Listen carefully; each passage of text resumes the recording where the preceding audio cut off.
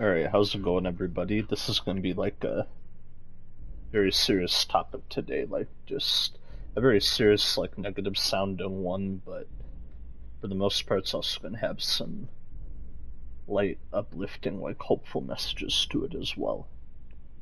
But I just had to get this off my chest and like really get like the anger, the aggression out in my voice, like fuck Rocksteady. Like I honestly, I don't even care about them anymore. They didn't just ruin the Arkhamverse, but they also ruined Justice League. And I'll get to my points for that as the video, continues. You'll hear my reasonings behind that statement. But yeah, F Rocksteady, just F Jamie Walker, F the other guy, Sefton Hill. Sorry, I just had to think about their names for a minute, but yeah, F both of them, F, WBF Rocksteady. Like, I've just lost a lot of respect for WB in general, and also definitely Rocksteady. I know there's a lot of hardworking people that work at Rocksteady, to get that worked on Suicide Squad, Kill the Justice League, but at the same time, they were given like a very unsteady hand. They had to make a game that not only was a continuation of the like beloved Arkham series, but they also had to incorporate like new elements into it, like incorporate a huge open world, incorporate online co-op elements, incorporate boss fights and longevity and everything. But I hate this whole game. I hate this whole idea of like how it was executed and how it came to be. I know I was one that like enjoyed it at first. Like I had, I'm not gonna sit there and be like I didn't enjoy anything about Suicide Squad Kill the Justice League. Like there were some elements of it that I didn't enjoy, but a lot of it I just was disappointed with overall, and just very, heartbroken and just like disgusted with. It was not a good game in the long run, and it didn't even give me anything good, really. I mean, it gave me a few fun times, like I said, like playing maybe through some of the story missions, like not the whole story, just a few select missions. Like the highlight of the entire game to me were probably the Batman Museum mission in the very beginning. That was very solid, like the stealth mission where you were hiding from them and he would pop out at you and take you out. That was a very solid mission. And then I did like pretty much the only missions I liked in the game were just the Batman related ones. So I liked the Batman Museum mission, and then I also liked the part where you basically are in the Batcave and then you're hiding from the fear and toxin induced Batman, like from the end of Arkham Knight. I liked that part because he would just like stalk you and pop out of the shadows and you'd have to shoot him. But other than that, F this game, just F everything about it. I'm usually not like this in my videos, but I just wasn't really happy overall with this game. As you can tell, not this game, but Suicide Squad Killed the Justice League. So hopefully you don't get it twisted. I love these games, like the one that I'm on right now. The Batman Arkham trilogy, I love all of them, including Origins, which is like the prequel, but it's still got that Arkham feel and like gameplay to it. I love that one. I love Arkham Asylum. I love City, and definitely love Knight. But yeah, F like Rocksteady with Suicide Squad Kill the Justice League.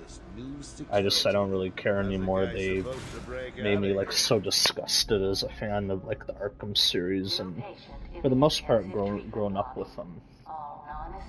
I wasn't like as into them as like some others, but I still grew up with this take of the character and the gameplay, like the free flow combat and collecting Riddler trophies and taking out the villains and playing through the stories. I enjoyed like a lot of it, like pretty much every aspect of it. So just to get a whole F you in the face like I did with Kill the Justice League, that just left me feeling very heartbroken and distressed.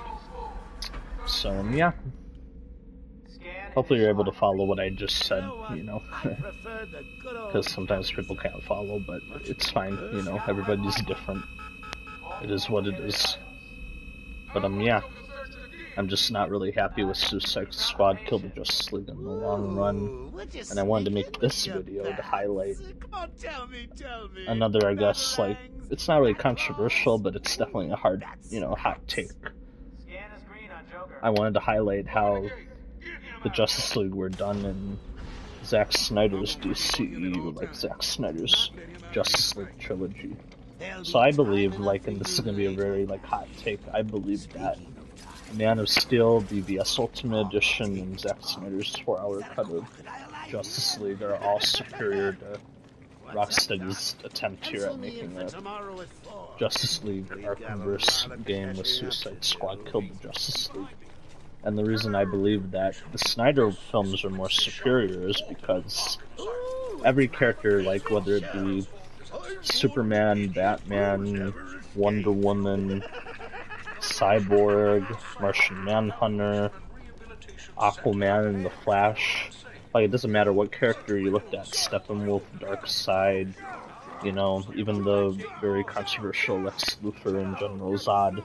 If you look at, like, any of those characters that appeared in Snyder's trilogy, you notice something, like, in common with every character.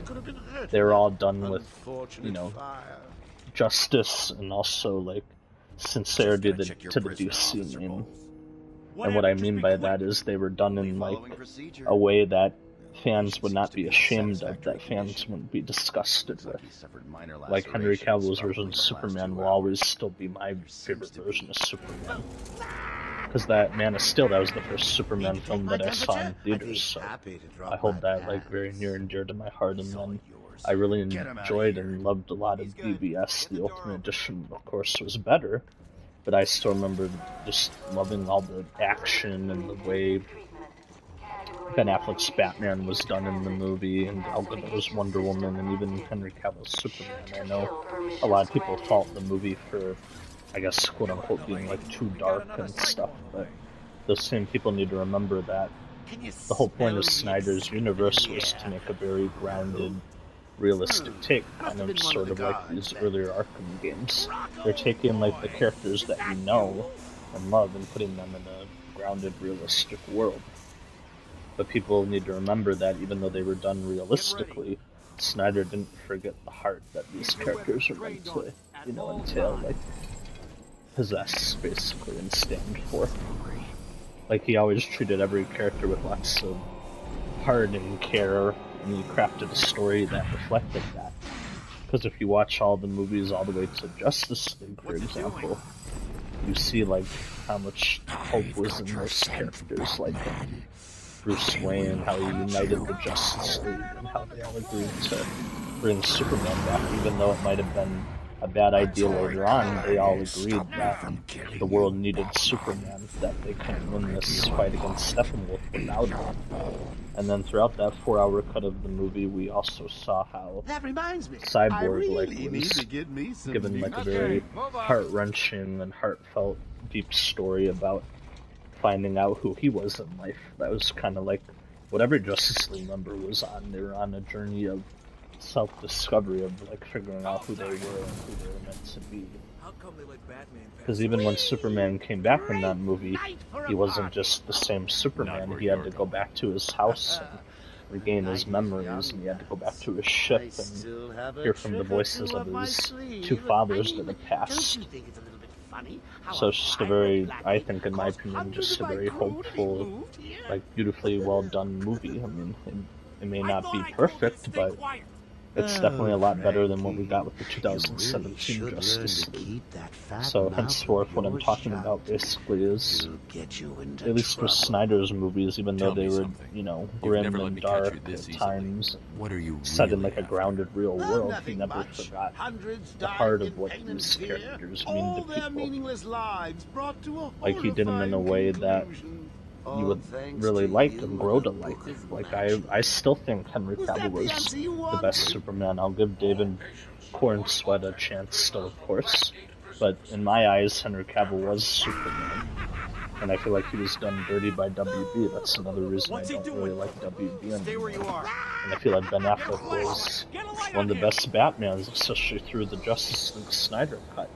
He was given a great arc and was a great Batman. And the only one, like, well, I'll finish it off by saying, like, Gal Gadot's Wonder Woman was great in those original movies, and the first Wonder Woman Cyborg was great, of course, because of the level of detail and care that Snyder gave him in that movie. Aquaman was pretty great with Jason Momoa's performance, and now he's going to get to be Lobo, which I am looking forward to his take on Lobo, but I'll always think of him, of course, as not Wonder Woman, but Aquaman. And then the only one that I'm not really going to mention just because, you know, he's controversial over the years is Ezra Miller's Flash. I still like him in the Snyder Cut and like his arc he was given, but, you know, due to what he's done in real life and just, you know, controversial things he's done and said, I can't really say I like him that much overall. I mean, he was still a good Flash in the Snyder Cut in my opinion, but I didn't really care for what he did in real life, and I didn't really care for the Flash movie. I just, you know, while I'm on that topic, just F that movie too. I hate it.